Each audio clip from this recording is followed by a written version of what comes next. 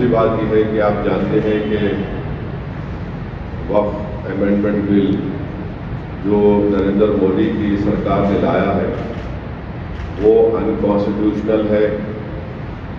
वो हमारे भारत के आईन के आर्टिकल 14 का, आर्टिकल 15 का, आर्टिकल 25, आर्टिकल 26 और आर्टिकल 29 का एक ग्रेव वायलेशन है। और हम ये समझते हैं कि ये वक्फ अमेंडमेंट बिल वक्फ की प्रॉपर्टीज़ को बचाने के लिए नहीं लाया जा रहा है। वक्फ की प्रॉपर्टीज़ को जो एंक्रोचमेंट हो चुका है उन एंक्रोचर्स को हटाने के लिए नहीं लाया जा रहा है। वक्फ प्रॉपर्टीज़ की रेवेन्यू या आमदनी में इजाफा करने के लिए नहीं लाया जा रहा है। ना ही ये मुसलमानों के मुखातमे हैं, बल्कि ये तमाम अमेंडमेंट्स जो किए गए हैं बीजेपी और एनडीए के सपोर्टिंग पार्टीज, चाहे वो पीडीपी हो,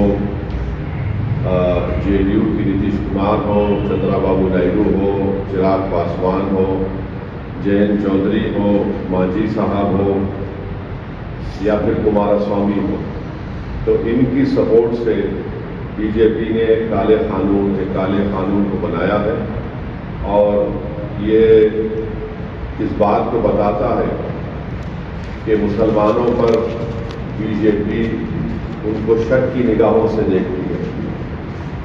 और इसलिए देखती है क्योंकि हिंदू धर्म के एंडोमेंट बोर्ड में, जैन धर्म के एंडोमेंट बोर्ड में, सिख धर्म के एंडोमेंट बोर्ड में यहाँ पर सिर्फ उन्हीं की मजहब का मानने वाला उसका मेंबर बन सकता है।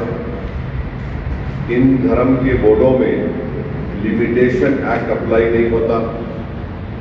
इन धर्मों में बाय यूसेज वो उस धर्म की प्रॉपर्टी बन सकती है और इन धर्म के बोर्डों में दूसरे धर्म के मानने वाला भी उनको अपनी प्रॉपर्टी दे सकता है।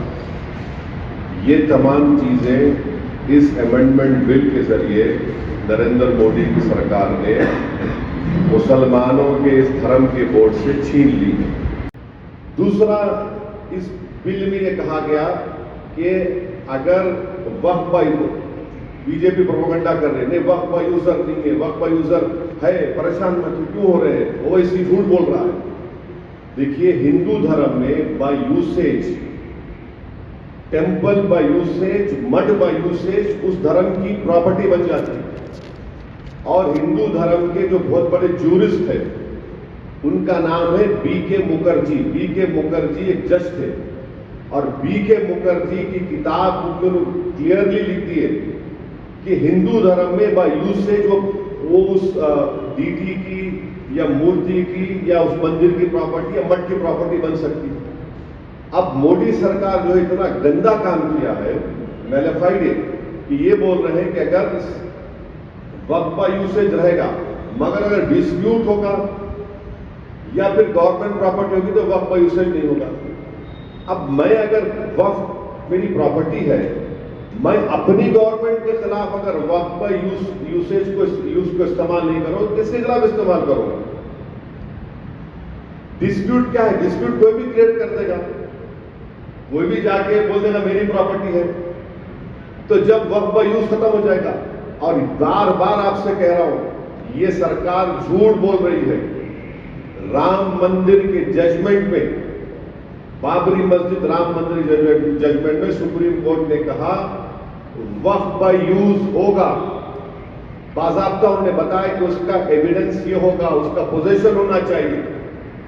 वक्फ बाय यूज को सुप्रीम कोर्ट ने बाबरी मस्जिद राम मंदिर में अपहेल्ड किया है और ये सरकार उसमें बोल रही है कि नहीं, डिस्प्यूट और गवर्नमेंट प्रॉपर्टी होगा। तो सच्चर कमेटी में दिल्ली के 120 प्रॉपर्टीज जो गवर्नमेंट के कंट्रोल में है, सच्चर ने कमेटी ने कहा कि under the illegal occupation of the government, Delhi government, it should be return to the Delhi Waqf board. Delhi Waqf board वापस करना चाहिए। और